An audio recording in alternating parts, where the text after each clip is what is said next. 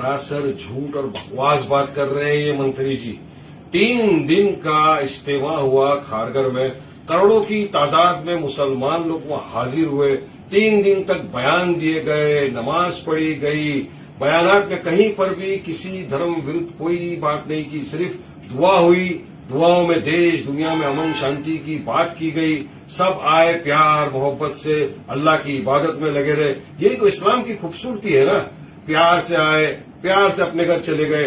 ना किसी के मंदिरों के सामने जाके कोई नारेबाजी की, ना किसी के मंदिर के ऊपर चढ़ के कोई झंडा लहराया, ना किसी को जबरन रस्ते में पकड़कर नारे तकबीर के नारे लगवाए।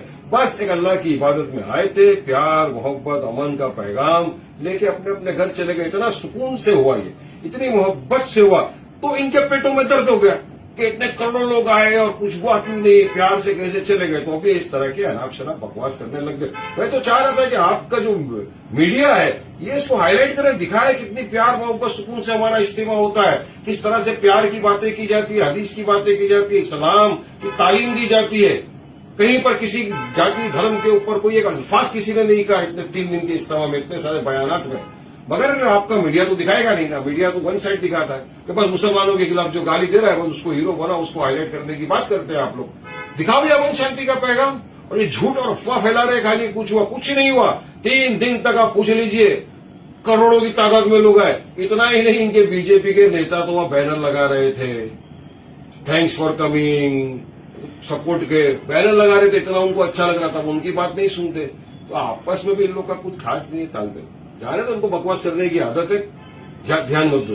नीतीश रानी को आपको लगता है कि जिस तरीके को लगातार बयान देते हैं, वो एक तरफ कह रहे हैं बुर्का बैन कर दो, जो बोर्ड की एग्जाम देने के लिए लड़कियां आती हैं, दूसरी तरफ अब इज्तिमा को महाराष्ट्र में बैन करने के लिए चूंकि एंटी सोशल एक्टिविटी होती है या भड़काऊ बयान दिए जाते हैं, इस तरह के आरोप लगा के बैन लगाने की बात कर रहे हैं। देखिए, इनका दिमाग खसक गया है। ये पब्लिसिटी के लिए, मीडिया में आने के लिए हर मर्तबा इस तरह की अनाप शनाप बकवास करते रहते हैं। अब तो इनको सुधर जाना चाहिए। अब तो इनको सरकार ने मुसलमानों को जो गालियां दी उसके लिए बीजेपी ने रिवॉर्ड भी दिया, इनको तो मंत्री बना दिया है। पहले भी इन्होंने इसी तरह की गंदगी फैलाई, कहा था कि मुसलमानों की मस्जिद में घुस के चुन चुन के मारूंगा। मैंने आपके माध्यम से कहा था आइए, हम तो मस्जिद में बैठे हैं, लेकिन बेटा आएगा तो 2 टांग पे जाएगा स्ट्रेचर पे।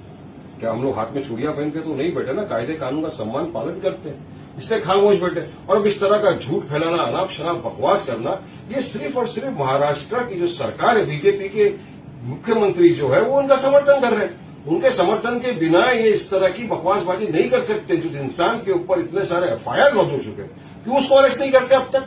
क्यों सलाखों के पीछे नहीं जाते, नहीं डालते? वो तो चाहते हैं कि कोरोनाइज हो, नफरत फैले, मुसलमानों के खिलाफ गाली गलौज करो, उनकी सियासत को चमकाते रहो अपनी। तो इसीलिए देश के अंदर नफरत फैलाना इनका परम धर्म बन गया है। ये देश में अमन सुकून शांति नहीं चाहते और बात करते हैं विकसित भारत बनाने की, बात करते हैं सबका साथ सबका विकास सबके विश्वास की। अगर वाकई में उस पर ट्रू है तो पकड़ो ऐसे लोगों को, अरेस्ट करो, सलाखों के पीछे डालो, ताकि आगे से इस तरह की बकवासबाजी बयानबाजी ना हो।